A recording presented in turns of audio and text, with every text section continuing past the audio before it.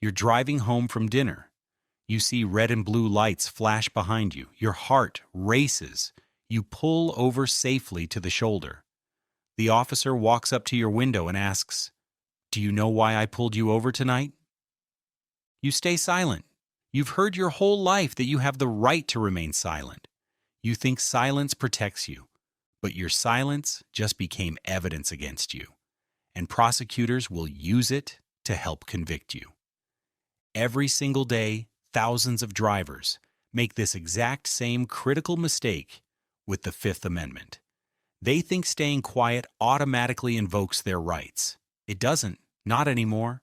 Not since 2013 when the Supreme Court changed everything in Salinas versus Texas, and 99% of drivers still don't know about it.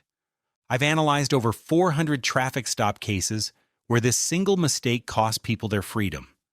I've reviewed hundreds of hours of body cam footage showing officers exploiting this constitutional loophole. I've studied the case law from every circuit court, and I've identified the 5 specific ways people plead the fifth wrong during traffic stops. I'll show you the exact words you must say to actually invoke protection, why silence alone can destroy your case in court, and the legal trap that catches even lawyers who don't specialize in criminal defense. Because at a traffic stop, if you don't invoke your rights correctly using the proper legal language, you might as well not have them at all. Mistake number 1, just staying silent. Here's what drivers think. If I stay quiet, I'm protected by the Fifth Amendment. Wrong. Picture this. You're pulled over for a broken tail light. Officer asks, "Have you been drinking tonight?" You say nothing. You think silence protects you. At trial, the prosecutor tells the jury, an innocent person would have said no. But the defendant stayed silent. That's consciousness of guilt. Your silence just became their best evidence. Why do people do this? They've heard you have the right to remain silent their entire lives. They think silence itself is the invocation. It's not. The legal reality comes from Salinas versus Texas. The Supreme Court ruled in 2013 that simply remaining silent does not invoke Fifth Amendment protections. You must explicitly state you're exercising your right. If you don't, your silence can be used as evidence of guilt. The evidence problem? Body cam footage shows you sitting silently when asked incriminating questions. Prosecutors play that footage and argue. Your silence proves guilt. Juries see someone who looks like they're hiding something. Officer psychology, they're trained to interpret silence as suspicious. They know if you don't explicitly invoke, your silence is admissible. So they'll ask questions and let you sit there quietly, building evidence against you with every second of silence. The correct move? Say these exact words. "Officer, I am invoking my Fifth Amendment right to remain silent." Not silence, not, "I don't want to answer." The exact phrase, "I am invoking my Fifth Amendment right to remain silent." Why it works. This creates a clear legal record. Officers know you've invoked. Prosecutors cannot use your silence as evidence because you properly invoked constitutional protection. Case law requires explicit invocation, and you've given it. Bottom line, silence alone is not invocation. You must speak to remain silent. That invocation protects you from having your silence used against you. But the Fifth Amendment protection has a critical limitation at traffic stops that most people don't know exists. Without understanding that custodial interrogation works differently than roadside questioning, mistake number 2 happens the moment the officer asks the first question.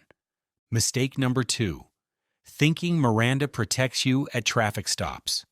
Drivers think if the officer doesn't read Miranda rights, anything they say gets suppressed. That's completely wrong. Miranda doesn't apply to routine traffic stops. Picture this. Officer pulls you over for speeding. He walks up and starts asking questions.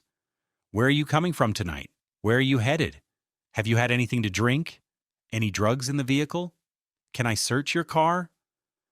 You answer every question because you're thinking, he never read me my rights, so none of this can be used against me. Wrong. Every word you said is admissible in court because routine traffic stops aren't considered custodial interrogation under the law. This comes from Berkemer versus McCarty, decided by the Supreme Court in 1984. The court ruled that roadside questioning during routine traffic stops does not constitute custodial interrogation for Miranda purposes. Officers don't have to give you warnings before asking questions at the roadside. Why people make this mistake? Television and movies. Every cop show has officers reading Miranda rights the moment they arrest someone. People think Miranda applies whenever police ask questions. It only applies to custodial interrogation, when you're arrested or not free to leave, and being formally questioned. The legal reality, even though you physically can't drive away during a traffic stop, courts say you're not in custody for Miranda purposes because the stop is expected to be temporary, brief, and in public view. The court reasoned you'll likely receive a citation and be released. That's not the same coercive pressure as interrogation at the police station. Evidence problem on body cam. The footage shows you answering incriminating questions freely. No Miranda violation occurred because none was required by law. Prosecutors use your own words against you. You can't suppress them because Miranda never applied. Officer training exploits this gap. They know Berkemer. They know traffic stops aren't custodial. So they ask every incriminating question during the stop before arrest because they don't have to warn you first. Smell like alcohol? How much did you drink? Coming from a bar? The correct move. Don't wait for Miranda warnings that aren't coming. Invoke your Fifth Amendment rights immediately. After handing over license, registration, and insurance, say, "Officer, I'm invoking my Fifth Amendment rights.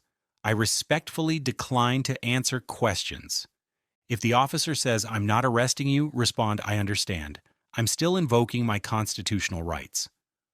Why this works? You're invoking your Fifth Amendment right against self-incrimination directly, which exists whether or not you're in custody. You're not relying on Miranda protections that don't apply yet. Bottom line, traffic stops don't require Miranda warnings. Invoke your Fifth Amendment rights anyway. Now you understand officers don't need to warn you at traffic stops. But that creates another problem. Without Miranda's protections, you're vulnerable to interrogation tactics most people don't see coming. Mistake number 3 happens when drivers don't realize what officers are legally allowed to do during questioning. Mistake number 3, believing the officer when they lie. Drivers think if an officer lies to them, any confession is inadmissible. Wrong. Police can legally lie during traffic stops and interrogations. Picture this. Officer says, "We have you on camera running that stop sign. We have witnesses who saw you swerving. Just admit you've been drinking and we can work this out." None of it's true. No camera, no witnesses, but you admit to having 2 beers. That admission is admissible. This comes from Frazier versus Cupp. In 1969, the Supreme Court ruled police deception during questioning does not automatically make statements inadmissible. As long as the statement is voluntary, lying is legal. Why drivers fall for it? They assume officers must tell the truth, like witnesses under oath. They think lying to police must be illegal, so lying by police must be too. It's not. The legal reality: police are trained to use deception. They can claim they have evidence they don't have. They can lie about what witnesses said. They can falsely suggest leniency for cooperation. All legal. What they cannot do: they cannot fabricate physical evidence or documents.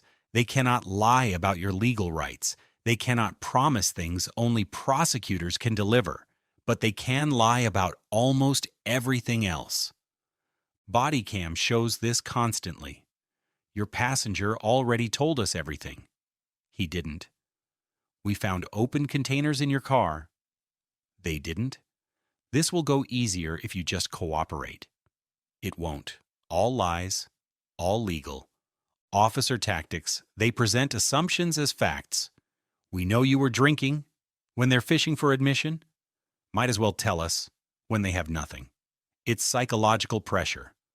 The correct move. Assume every statement from the officer could be deception. Don't make decisions based on what they claim. When the officer says, "We have evidence," say, "I invoke my Fifth Amendment rights."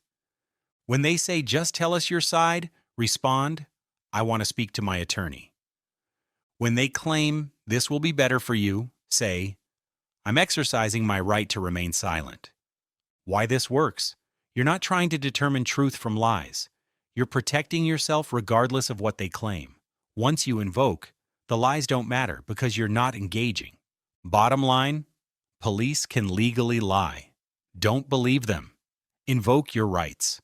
You now know officers can deceive you, but even knowing that, drivers still fall into mistake number 4 because they use weak language that doesn't legally invoke protection. Courts require specific words, and vague statements fail completely. Mistake number 4, using vague words to invoke rights. Drivers think saying, "Maybe I should talk to a lawyer," invokes their rights. It doesn't. The law requires clear, unambiguous language. Picture this. You're being questioned at the roadside. You're nervous. You say, "I don't know if I should answer that." The officer keeps asking questions. You answer. Later, you try to suppress those statements. The court denies your motion because your statement was too vague. This comes from Davis versus United States. The Supreme Court ruled that if a suspect makes an ambiguous reference to a lawyer, officers aren't required to stop questioning or clarify. Why drivers use weak language? They don't want to seem guilty or uncooperative. They think hedging sounds more innocent. None of that matters legally. The legal reality, courts have found these statements too ambiguous to invoke rights. Maybe I should talk to a lawyer. I think I need a lawyer. Should I get a lawyer? I'm not sure I should say anything. All failed to invoke. Questioning continued. Evidence problem. Body cam shows you using uncertain language. Prosecutors argue you never clearly invoked rights. You were just thinking out loud. Courts agree. Officer training. They're told to keep questioning unless invocation is crystal clear. If you say maybe or I think, they treat it as not invoking and continue. The correct move requires exact phrases. I am invoking my Fifth Amendment right to remain silent. I want a lawyer. I will not answer questions without my attorney. Not I think or maybe. Use definitive statements. I am invoking. I want. I will not. If the officer asks, "Why do you need a lawyer if you're innocent?" Don't explain. Repeat. I want my attorney. Why this works? There's no ambiguity. Officers cannot claim they misunderstood. Courts cannot rule your invocation was equivocal. The legal explanation, courts consistently hold invocation must be unambiguous. The burden is on you to be clear, not on officers to clarify. If they can reasonably interpret your statement as something other than invocation, they can keep questioning. Bottom line, be clear and definitive. Use exact phrases. No hedging. You've learned what words fail. Now here's what actually works. But mistake number 5 is thinking you can invoke rights and then answer just one more question. That destroys everything you just protected.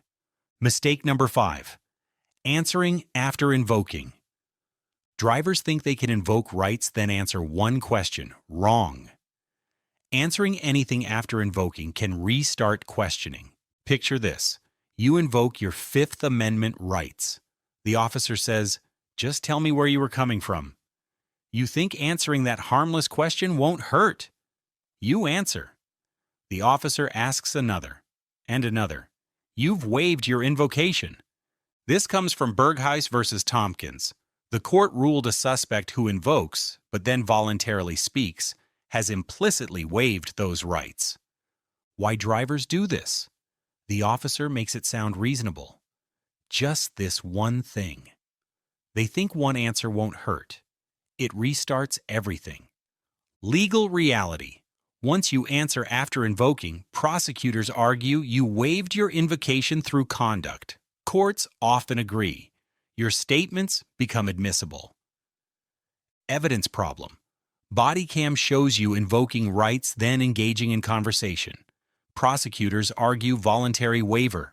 Your invocation becomes meaningless. Officer tactics. They keep trying after you invoke. They minimize questions. Make them seem unrelated. Get you talking. Once you engage, they've reestablished conversation. Correct move. After invoking, don't answer anything. When the officer says just one thing, say, "I've invoked my right to remain silent." When they minimize the question, repeat, "I want my attorney." Stay silent or repeat invocation. Don't explain. Don't elaborate. Don't engage. Why it works. You maintain invocation consistently. No waiver through conduct. Protection remains intact. Bottom line, after invoking, stay invoked. Don't answer anything. The 4 phrases. Here are the 4 phrases that protect you during any traffic stop. Memorize them exactly. Phrase 1. Am I free to leave? This establishes your legal status. If the officer says yes, leave. If no, you're detained and can invoke the other rights. Use this first before answering questions. Officer, am I free to leave? The answer determines everything that follows. Phrase 2. I invoke my Fifth Amendment right to remain silent. Alternatives that work. I plead the Fifth, or I invoke my right against self-incrimination. This stops questioning legally. It creates a clear record. It cannot be used as evidence of guilt, but you must say it explicitly. Silence alone doesn't invoke it. When to use. After the officer says you're detained. When they ask questions beyond identification. Anytime you feel uncomfortable. Phrase 3, I want a lawyer. Not maybe I should or do I need. Say definitively, I want a lawyer. This invokes your right to counsel. All questioning must stop until your attorney arrives. This is your strongest protection. When to use. When you realize you're a suspect. During any interrogation. Anytime an officer pressures you to talk. Phrase 4. I do not consent to searches. Not, I'd prefer you didn't. Say directly, I do not consent to searches. This protects your Fourth Amendment rights. Even if they search anyway, your statement creates a record that you didn't consent. That matters for suppression motions if the search was illegal. When to use? When officers ask to search your car, person, phone, or belongings. Critical reminders. Say them calmly and politely. Tone matters. Officer, I respectfully invoke my rights. Works better than attitude. Repeat if necessary. If they keep asking, repeat, I've invoked my rights. Don't explain. Don't justify. Don't answer anything after invoking. Answering one question can waive everything. Stay calm.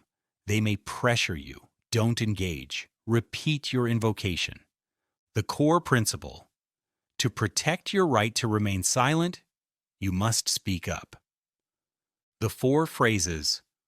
1. Am I free to leave? 2.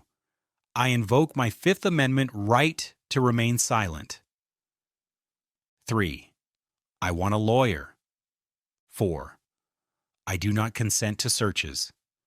Say them clearly, calmly, immediately. Print these. Keep them in your wallet. Memorize them. This is educational content only, not legal advice. Consult a qualified attorney in your state. Like this video. Subscribe for more. Hit the bell.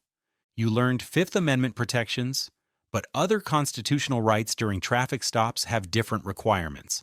I analyze those in the next video on screen. Watch it to complete your education. Your rights only protect you if you invoke them correctly. Don't be the 99% who invoke wrong. Be the 1% who protects themselves. Stay informed. Stay protected. Silence alone is not enough. You must speak to remain silent.